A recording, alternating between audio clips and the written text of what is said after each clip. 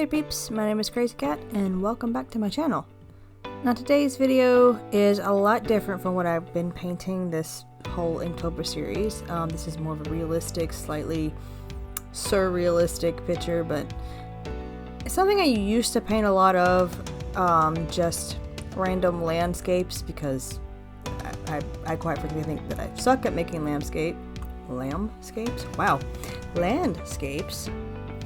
But I figured if, you know, you miss all the shots you don't take, so why not take a shot and learn a little bit.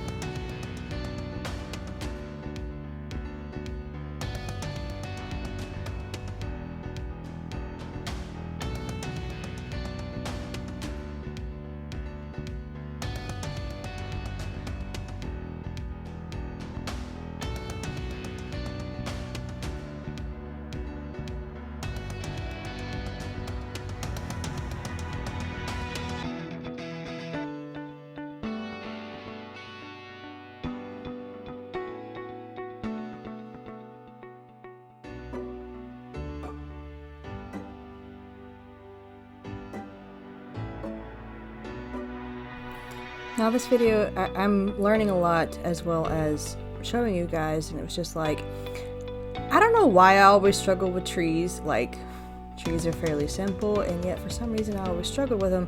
And after watching a few videos of other artists painting them and drawing them, it's just kind of like, just let the things happen. You let the paint flow, you go a little organically, you don't go so much with the details, you just do it.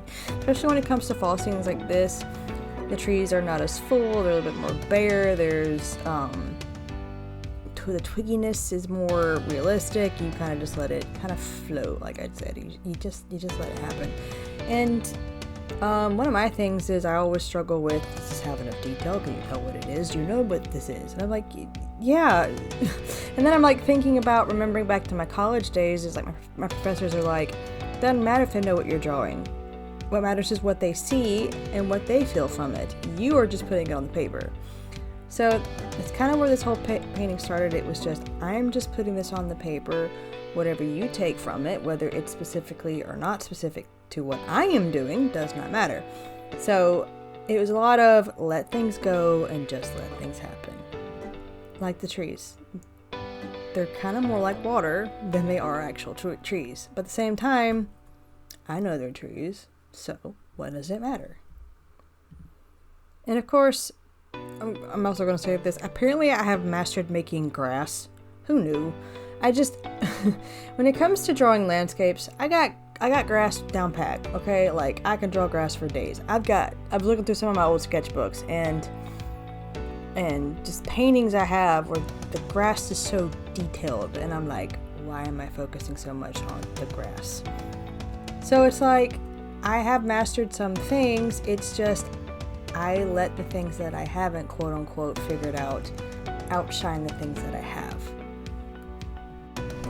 And as I'm sitting here recording this, I'm reminded of one of my favorite quotes that I just automatically go to, and that is, comparison is the thief of joy.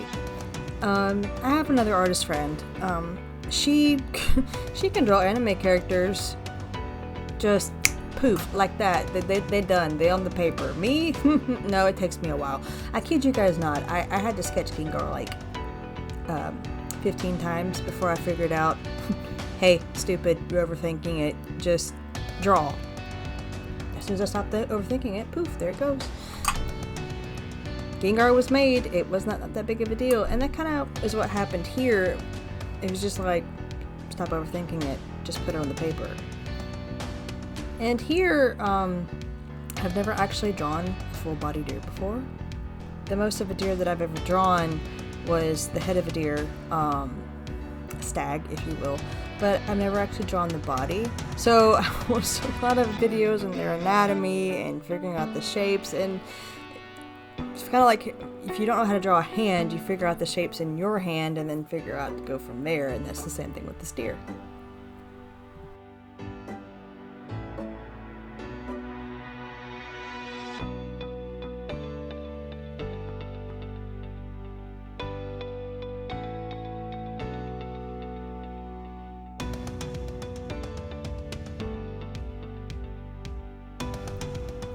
And I'm gonna repeat myself. This deer is actually another one of those moments where it was just like, stop overthinking it.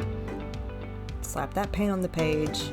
If you make a mistake, you know how to fix it. Breathe.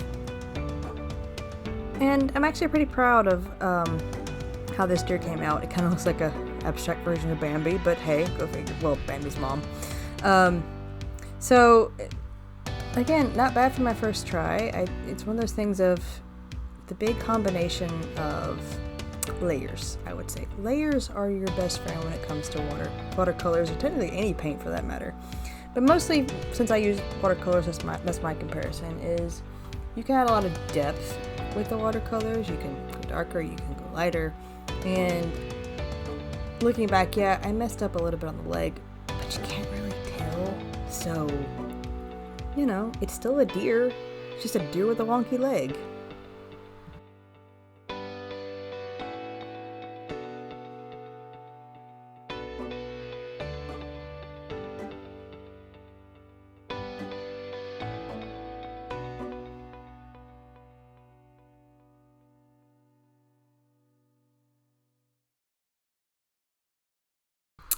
And I could ramble on for days and days about this piece, but I'm not going to do that. I really got to work on scripts when it comes to these videos, go figure. But if you're an artist or learning how to draw or just do it as a hobby, whatever reason that you create something in any form, let me know down below. I would love to hear from you guys. Is there a medium you absolutely love and go for it every time? Is there a medium you absolutely despise and don't ever want to use again? Is there something that you struggle with? I just want to hear from you guys. As always, the products that I have listed are down in the description box below. Please be sure to like and subscribe if you want to. I would love for you guys to join my little art community here. And yeah, I'll see you guys in the next one. Stay nerdy, my friends.